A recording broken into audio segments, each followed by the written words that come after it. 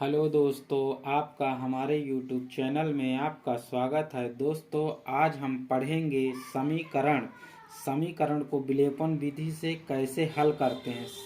दोस्तों, आज हम इसको एकदम से जीरो लेवल से पढ़ेंगे और हाई लेवल तक के क्वेश्चन करेंगे।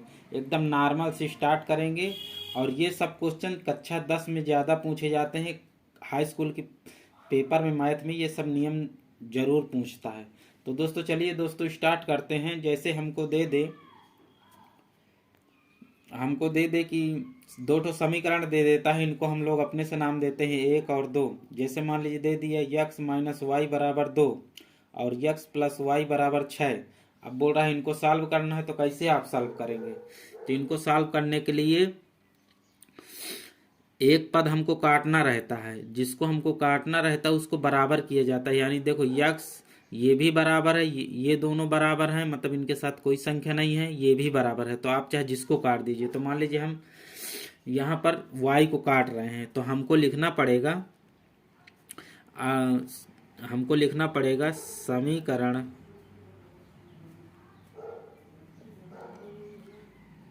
एक व समीकरण दो को जोड़ने पर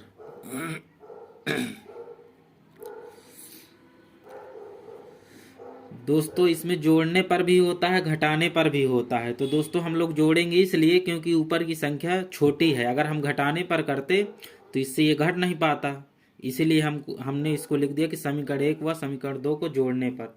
तो जब हम जोड़ेंगे तो दोनों समीकरण लिख लेंगे। यक्स माइनस वाई बराबर 2 और यक्स प्लस वाई बराबर 6। ये समीकरण नंबर 1 है और ये समीकरण नंबर 2 है। अब इन दोनों को जोड़ना है, तो हम लोग ऐसे लाइन खींचेंगे और एक पद हम लोग काट देंगे, यानी इसको ऐसे, यानी कि जब हम जोड़ेंगे तो ये पद बराबर है तो ये कट जाएंगे। जब कट जाएंगे तो यक्स प्लस यक्स क्या होगा, 2x हो जाएगा। और ये जब जुड़ेगा तो 6 2 8 हो जाएगा। जब 6 2 8 हो जाएगा तो यक्स बराबर कितना आएगा, यक्स बराबर हमारा आ जाएगा, ये बराबर के इधर आएगा तो ये बटे में आ जाएगा, यानी इनटू में है। जब बराबर के इधर आता है तो वो बटे में आता है, तो 8/2। और जब हम इसको इसको और भी काट सकते हैं, 2 4 को 8, 2 1 के 2 और 2 4 को 8। तो जब आप इसको निकालेंगे तो आपका यक्स बराबर क्या आ जाएगा। एक जब नीचे हर में रहता है तो इससे कोई मतलब नहीं, इसको इसमें अगर भाग लगाएंगे तो 4 ही बार जाएगा, इससे नीचे वाली संख्या से कोई मतलब नहीं। तो आपका आ जाएगा यक्स बराबर 4, यानी यक्स का मान आपका निकल के आ गया 4।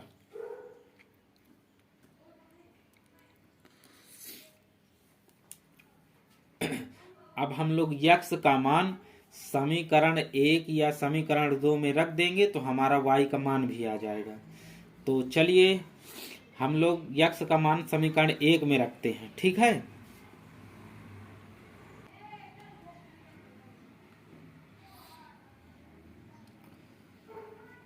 तो यहां पर हम लोग लिखेंगे यक्स का मान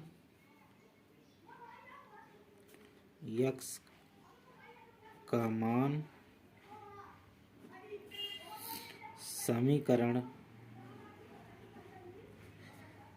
1 में रखने पर। तो समीकरण 1 में हमको रखना है, तो समीकरण 1 हमारा क्या है, समीकरण 1 है हमारा यक्स माइनस वाई बराबर 2। तो हम लोग यहाँ पर लिखेंगे यक्स माइनस वाई बराबर 2, समीकरण नंबर 1 हो गया। और इसमें हम लोग यक्स का मान रख देंगे, यानी कि यक्स की जगह में जो हमारा यक्स का मान आया है उसको रखना है। तो यक्स की जगह में हमारा क्या मान आया है, यक्स बराबर हमारा 4 है, तो यक्स की जगह में हम लोग रखेंगे तो हो जाएगा 4। और ये माइनस का वाई है तो माइनस का वाई रह जाएगा, बराबर 2 है तो 2 हो जाएगा।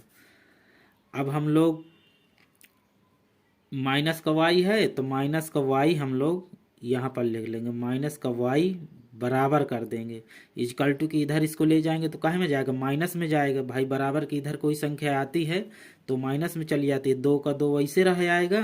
अब -4, जब -4 करेंगे तो ये माइनस का y पहले से है तो माइनस का y रह जाएगा बराबर।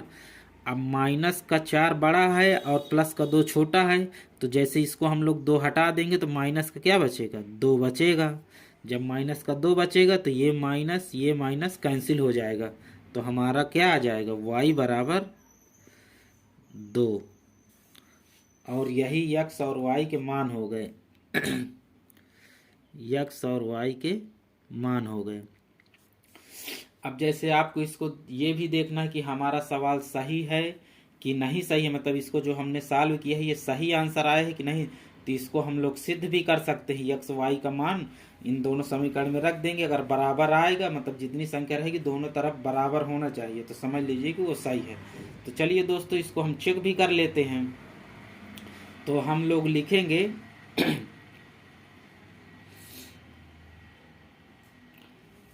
लिखेंगे कि x y का मान समीकरण चाहे जिसमें रख दीजिए, चाहे 1 में रख दीजिए, चाहे 2 में रख दीजिए, चाहे जिसमें रख दीजिए। तो हम लोग लिखेंगे x और y का मान समीकरण किस में रख दे बताओ। चलिए एक ही में रख देते हैं। समीकरण 1 में रखने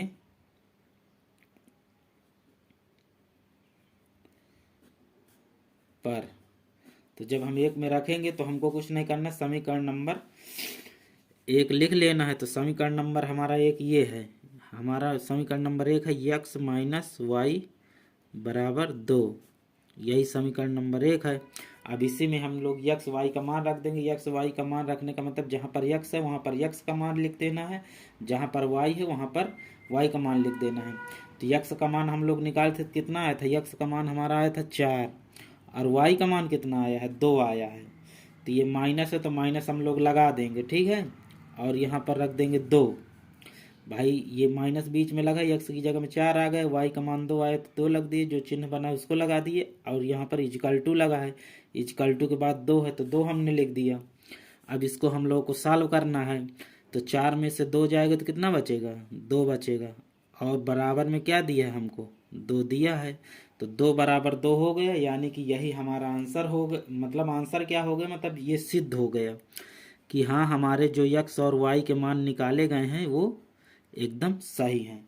तो दोस्तों इसी तरह इन विलोपन विधि से समीकरण को हल करते हैं। दोस्तों अभी हम अगले पार्ट में अगला सवाल भी करेंगे, उसको भी बहुत अच्छे से समझेंगे, तब जाके आपको समझ में आएगा।